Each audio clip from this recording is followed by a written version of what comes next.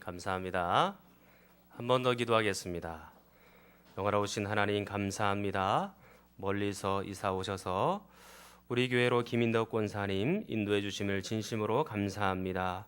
이제 신앙과 믿음과 우리 사랑 안에서 우리 교회에서 깊은 믿음의 뿌리를 내리고 주님과 동행하기에 어려움이 없도록 도와주시며 하나님께서 주시는 복과 은혜를 누리는 귀한 권사님 되게 하여 주시옵소서. 하나님, 특별히 우리가 하나님의 말씀 듣기를 원합니다. 날마다 이 말씀을 들을 때 특별한 마음을 가지게 하시고 성령께서 주시는 그 놀라운 음성을 들을 수 있도록 역사하여 주옵소서. 성령께서 온전히 함께 하시는 줄 믿사오고 예수님의 이름으로 기도하옵나이다. 아멘. 하나님 아버지와 그리스도 예수 우리 주께로부터 은혜와 긍휼과 평강이 넘치기를 간절히 축원합니다. 현재 우리가 보고 있는 본문은 우리 교회의 핵심 가치 그리고 목회의 가장 큰 비전을 여러분들에게 소개하고 있는 것이기 때문에 주의 깊게 잘 들으시면 좋을 것 같습니다. 성경의 유익이 무엇인가? 우리는 크게 세 가지를 보았었습니다.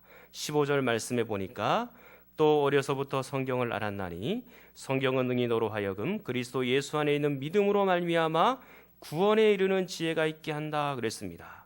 성경은 우리에게 구원에 이르는 지혜가 있게 하는데 이것은 영혼의 근본적인 변화입니다. 죽음에서 생명으로, 지옥에서 천국으로 옮기는 그 근본적인 변화가 우리 가운데 일어나게 된 것이죠. 그러면 우리는 영적인 갓난아이 상태와 같습니다. 갓난아이는 점점 성장하고 자라가야 되는데 무엇으로 성장하고 자라갑니까? 16절 말씀에 보니까 모든 성경은 하나님의 감동으로 된 것으로 교훈과 책망과 바르게 함과 의로 교육하기에 유익하다 그랬습니다. 이 성경을 통하여 성장하고 자라나게 되는 겁니다. 이것이 성경의 두 번째 유익이죠. 때로는 교훈받고 책망하고 바르게 함과 의로 교육하면서 그렇게 성경을 통하여 성장하고 자라나게 되는 겁니다. 그러면 이렇게 점점 성장하고 자라나다가 마침내 우리는 17절처럼 마지막 단계에 이르게 되는데 이것이 세 번째 유익입니다. 이는 하나님의 사람으로 온전하게 하며 모든 선한 일을 행할 능력을 갖추게 하려 함이라 그랬습니다. 하나님의 사람으로 온전하게 우리는 세워지게 되는데 이것이 마지막 단계로 볼 수가 있는 겁니다. 자, 그렇다면 우리가 이 지난 주일의 온전함에 대해서 살펴보았는데 화면을 한번 보시면서 또 읽으시면 좋을 것 같습니다. 자, 여러분들이 한번 또박또박 읽겠습니다. 시작.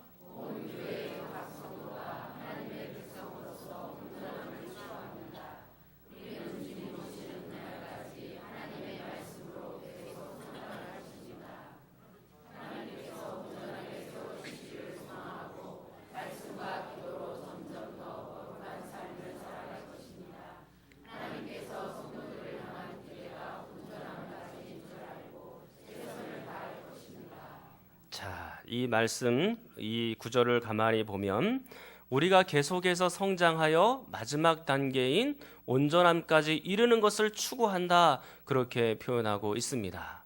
사랑하는 여러분, 여러분들은 마침내 온전하여질 수 있기를 간절히 축원합니다. 이 온전하다는 말은요, 완벽하다는 뜻이에요. 그리고 모든 것이 갖추어져 있고 구비되어져 있다라는 뜻입니다.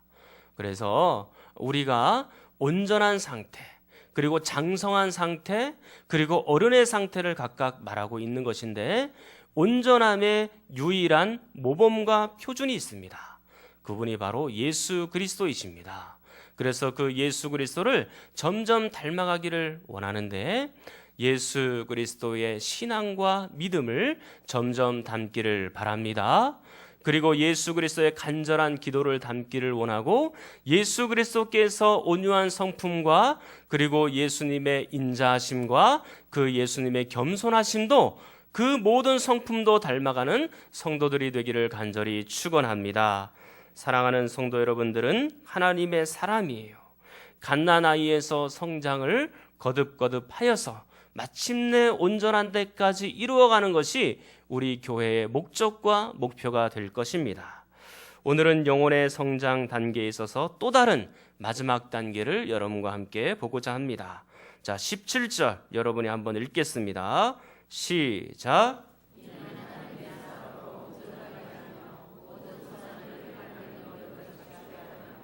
아멘. 그렇죠. 무엇입니까? 모든 선한 일을 행할 능력, 그렇게 말하고 있는 겁니다. 이게 목회 비전과 핵심 가치 세 번째가 되겠습니다. 자, 한번 화면을 한 번 더 보여주시죠. 자, 세 번째입니다. 한번 읽겠습니다. 시작.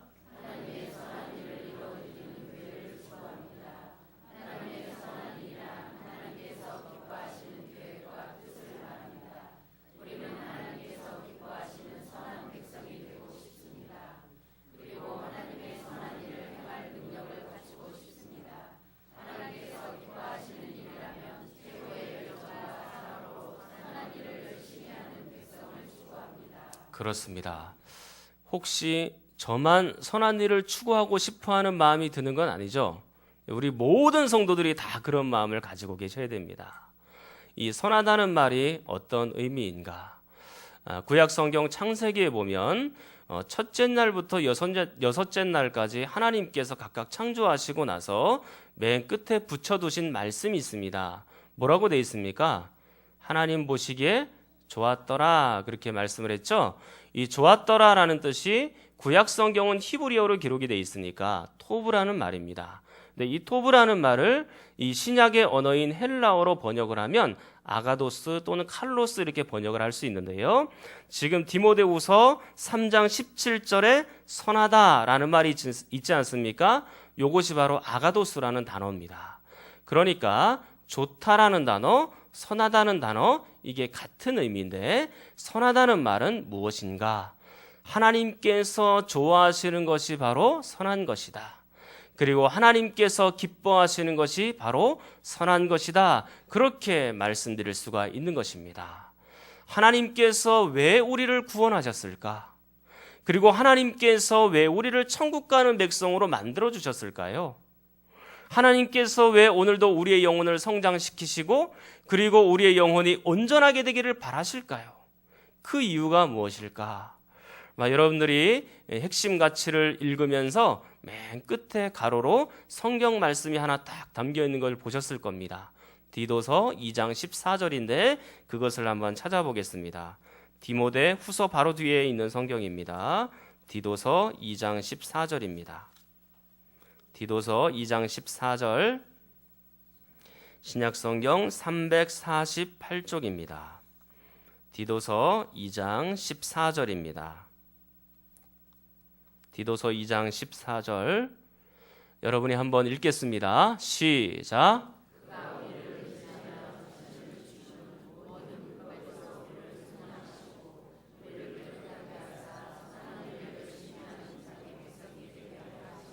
아멘. 우리를 대신하여 예수 그리스도께서 자신을 내어주셨거든요. 그러니까 십자가에서 죽으셨단 말이에요. 근데 모든 불법에서 우리를 속량하시고, 이 속량이라는 말은 구속이라는 말인데 곧 죄사함을 의미하는 것입니다. 우리를 불법에서 용서하시고 또 깨끗하게 하시고 죄 용서하신 이유가 뭐고 우리를 구원하신 목적이 무엇인가 나와 있죠. 뭐라고 되어 있습니까? 선한 일을 열심히 하는 자기 백성이 되도록 하기 위하여 우리를 구원하셨다. 그렇게 말씀하고 있는 것입니다. 사랑하는 여러분, 우리를 구원하신 목적이 단순히 그냥 우리가 이 땅 위에서 평안하게 누리고 살아라. 그리고 이 세상에 있는 복도 누리고 살고 하나님의 인도와 보호를 누리며 살아라. 그 정도만으로 그치는 게 아니에요.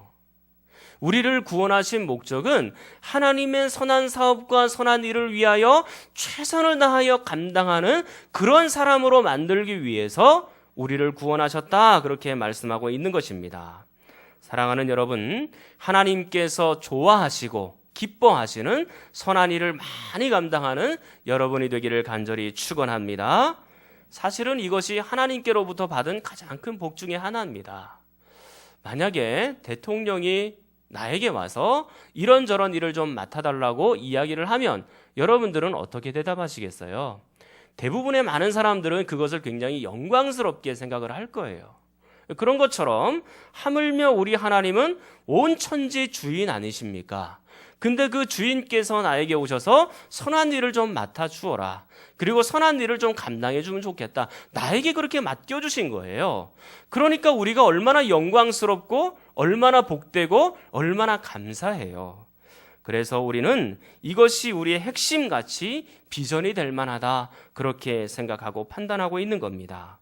여러분들이 장성하고 온전하게 되어진다면 선한 일에 분명히 힘쓰는 그런 사람들이 될 줄로 믿습니다. 그렇다면 우리는 누구에게 선한 일을 해야 할 것인가? 그렇게 질문할 수 있을 것입니다. 두 가지 한번 생각해 보도록 하겠습니다. 첫 번째는요, 하나님께 선한 일을 해야 합니다.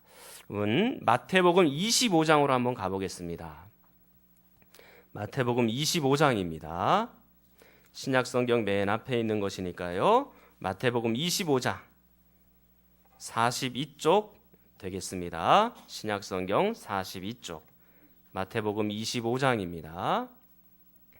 찾으시면서 들으십시오. 마태복음 25장에는 여러 가지 비유가 나오는데 그 중에 한 비유가 나옵니다. 어떤 주인이 외국으로 타국으로 가게 되었습니다. 이 주인이 종들을 불러놓고 각각 이 종들에게 5달란트, 2달란트, 1달란트를 맡겨둔 겁니다. 그런데 5달란트 받은 사람은요, 밖에 나가서 주인을 위해서 열심히 일을 해서 5달란트를 또 남겼어요. 2달란트 받은 사람은 또 밖에 나가서 주인을 위해서 열심히 일해서 2달란트를 남겼습니다. 그런데 1달란트 받은 사람은 주인을 위해서 일하지 않고 그것을 그냥 땅 속에 묻어두었습니다. 이제 시간이 흘러서 주인이 다시 본국으로 돌아오게 되었고 이제 종들과 함께 결산할 시간이 다가왔습니다. 근데 종들에게 이제 어떤 평가가 이어지는지를 보도록 하겠습니다. 20절 말씀입니다.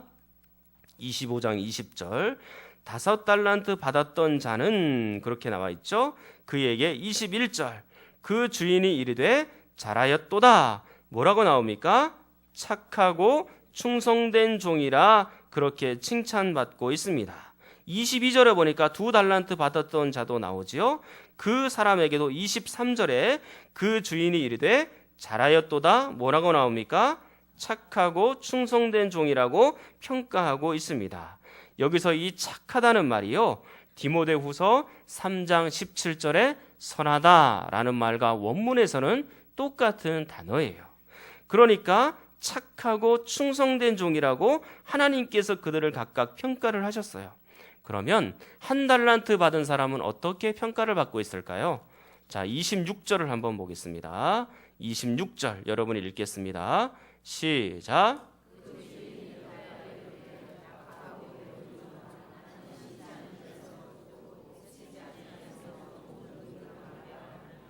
한 달란트 받았던 사람은 어떤 평가를 받고 있나요? 악하고 게으른 종이라고 평가받고 있죠. 이것이 지금 강하게 대조가 나타나고 있는 거예요. 착하다는 것과 악하다는 것, 그리고 충성되다는 것과 게으른 것, 이것이 서로 대조로 나타나고 있는 것이죠. 우리가 이게 가만히 말씀을 보면 5달란트 받은 사람이나 2달란트 받은 사람이나 똑같이 잘하였다, 착하고 충성된 종이라고 그렇게 칭찬을 받고 있습니다. 그러니까 이들의 평가가 절대적인 액수에 의해서 좌우되지 않는다라는 것을 볼 수가 있는 것이죠. 중요한 건 뭐예요? 그들이 주인을 위해서 최선을 다해서 노력했느냐 그렇지 않았느냐, 그게 훨씬 더 중요한 것입니다. 5달란트 받은 사람이 만약에 3달란트만 남겼다고 생각을 해보세요. 그러면 2달란트 남긴 사람보다는 훨씬 더 많이 남긴 사람인 것만은 분명해요. 그러나 최선을 다하지는 않은 것입니다. 여기서 지금 중요한 것은 주인을 위하여 최선 다하여 충성으로 다 선한 사업에 힘을 쓰고 애를 쓰고 있는가, 그것이 중요한 거예요. 그런데 1달란트 받은 사람은 어떤 사람들입니까? 그 사람은 하나님 앞에 충성된 사람이 아닙니다. 착한 사람이 아니에요. 주인을 위해서 최선의 노력을 기울인 사람이 아닙니다. 사랑하는 성도 여러분, 하나님께서는 여러분들에게 귀한 달란트와 재능들을 각각 다 나누어 주셨어요. 그 나누어 준 재능을 나만을 위해서 사용해서는 안 되는 겁니다. 이제는 그 모든 재능을 하나님을 위해서 쓸 수 있기를 간절히 축원합니다. 내게 주어진 물질을 나의 허영과 나의 만족만을 위해서 사용한다면 그것은 악한 종이라고 말할 수밖에 없는 겁니다. 내게 주어진 시간도 마찬가지입니다. 나만의 욕심을 위해서 사용하고 우리가 인터넷을 보는 것이나 TV 드라마를 보는 것은 너무나 즐거워하고 기뻐하면서 성경 보는 시간, 예배드리는 시간, 기도하는 시간, 교회 나와서 봉사하는 시간들은 그렇게 아까워한다면 착한 종이라고 말할 수가 없는 겁니다. 예수 그리스도께서 마지막 재림하실 때 분명히 결산할 것입니다. 내가 너에게 준 것 가지고 너는 얼마나 나를 위해서 충성하고 헌신하였니? 물어보신다면 여러분들은 어떻게 대답하시겠습니까? 사랑하는 성도 여러분, 정말로 하나님 앞에 충성된 종으로 최선을 다하여 선한 사업에 힘쓰는 여러분이 되기를 간절히 축원합니다. 지금이라도 늦지 않은 겁니다. 지금부터라도 주님을 위하여, 우리의 주인 하나님을 위하여 최선을 다해서 일을 감당하십시오. 그리고 두 번째로 누구를 위해서 선을 행할 것인가? 그것은 바로 우리 이웃을 위해서 그리해야 되는 겁니다. 성경 한번 베드로전서로 한번 가보겠습니다. 베드로전서입니다. 신약 성경 380쪽 베드로전서 3장입니다. 베드로전서 3장 신약성경 380쪽입니다. 신약성경 380쪽 베드로전서 3장 8절입니다. 베드로전서 3장 8절 신약성경 380쪽입니다. 3장 8절 보시면 이렇게 나옵니다. 마지막으로 말하노니 너희가 다 마음을 같이하여 동정하며 형제를 사랑하며 불쌍히 여기며 겸손하며 악을 악으로 욕을 욕으로 갚지 말고 도리어 복을 빌라, 그렇게 말씀을 합니다. 여러분들이 굉장히 많이 들으셨던 말씀이죠. 제가 부임한 이후로 계속해서 이런 주제를 가지고 여러분들에게 설교 말씀을 전했습니다. 마음도 같이 해야 된다, 동정하고 측인히 여겨야 된다, 형제를 사랑해야 된다, 불쌍히 여겨야 된다, 겸손해야 된다, 악을 악으로 갚지 말아라. 제가 누차 여러분들에게 기회가 될 때마다 밤 예배든지 낮 예배든지 계속해서 이 하나님의 말씀을 증거하고 전했습니다. 그 이유는 사도 바울의 영향이 큽니다. 사도 바울이 가는 곳곳마다 교회마다 이 주제를 가지고 계속해서 설교를 했던 거예요. 겸손해라, 사랑해라, 악을 악으로 갚지 말아라. 이 주제를 계속해서 사도 바울이 설교를 했는데 사도 바울뿐만이 아니에요. 오늘 지금 베드로 전서를 쓴 베드로 사도도 우리에게 똑같이 강조하고 있는 겁니다. 마음을 같이 해라, 동정해라, 형제를 사랑해야 된다, 치근한 마음을 가져야 된다, 겸손해야 된다, 악을 악으로 욕을 욕으로 갚지 말아라. 베드로도 지금 이렇게 강조하고 있는 겁니다. 그만큼 중요한 말씀인 거예요. 이 베드로 사도가 시편 34편을 인용하면서 이렇게 말씀을 합니다. 11절입니다. 악에서 떠나 선을 행하고, 그렇게 말씀을 합니다. 여러분, 방금 8절과 9절에 있었던 그런 주제들은 선한 겁니다. 이웃을 위해서 그렇게 선한 행동을 하게 되는 겁니다. 그리고 13절 말씀에 또 너희가 열심으로 선을 행하면 누가 너희를 해하리요? 우리가 최선을 다하여 선을 행하면 보편적으로는 많은 사람들도 우리에게 선대해 줍니다. 그러나 그것을 거부하는 사람들도 분명히 있지요. 14절에 보니까 그러나 의를 위하여 고난을 받으면 복 있는 자니, 그랬습니다. 의를 위하여, 그 선을 열심히 행했음에도 불구하고 우리에게 고난을 주는 사람이 분명히 있을 수 있고 거부하는 사람이 있을 수 있다. 그럼에도 불구하고 너희들은 어떤 사람인가? 복 있는 사람이다 라고 말씀을 전해주고 있는 겁니다. 우리가 왜 복이 있는 사람일까요? 자, 17절입니다. 자, 17절 여러분이 한번 읽겠습니다. 시작.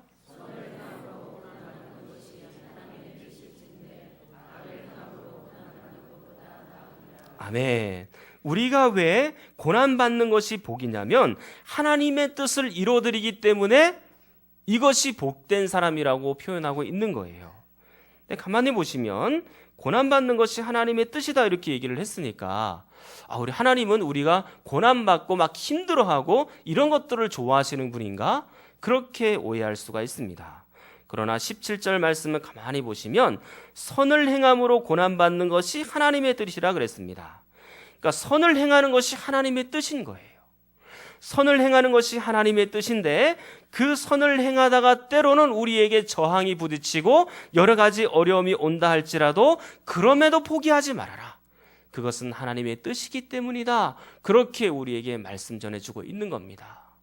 우리가 때로는 사랑하고 우리가 때로는 동정하고 우리가 때로는 겸손하게 살아가고 악을 악으로 그렇게 갚지 않고 살아가는 것, 어렵고 힘든 것만큼은 분명하지만 그래도 너희들이 포기하지 말고 이 하나님의 뜻대로 선한 사업을 이루면서 살도록 해라. 그렇게 말씀하고 있는 거예요. 사랑하는 여러분, 악을 악으로 욕을 욕으로 갚지 않는 것이 쉬운 일입니까? 어려운 일입니까? 원수를 사랑하는 것이 쉬워요? 어려워요? 미운 사람 사랑하는 게 어려워요? 쉬워요? 정말 어렵습니까? 어렵죠. 우린 경험적으로 알고 있습니다. 그런데 다음 절을 보십시오. 18절을 보면 거기에 모범 답안이 제시가 되어 있습니다. 자, 18절 읽겠습니다. 시작.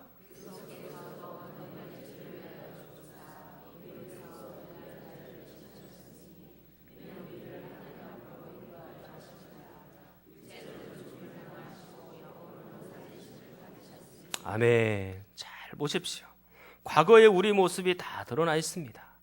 그리스도께서도 단번에 죄를 위하여 죽으사 의인으로서 불의한 자를 대신하셨으니 그렇게 말씀을 하는데 우리가 과거에 어떤 사람이었다는 거예요? 죄인이었다는 말입니다. 그리고 우리가 불의한 사람이었다는 말이에요. 그런데 우리에게는 아무것도 선한 일도 없어요. 아무것도 주님을 위해서 선한 사업을 한 일이 없고 우리는 그저 죽을 수밖에 없는 그런 죄인이었던 것입니다. 그런데 이 죄인을 위하여, 그럼에도 불구하고 이 선하지 못한 자를 위하여 예수 그리스도께서 어떻게 하셨습니까? 그 선하지 못한 자에게 선을 베풀어 주셨고 마침내 그 예수님이 십자가에서 달려서 죽으셨다 말씀을 합니다.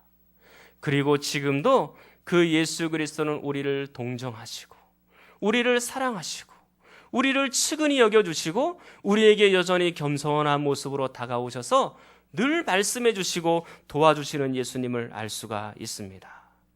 사랑하는 여러분, 우리도 그리해야 되는 겁니다. 우리가 장성한 사람, 온전함을 추구하는 사람들 아닙니까?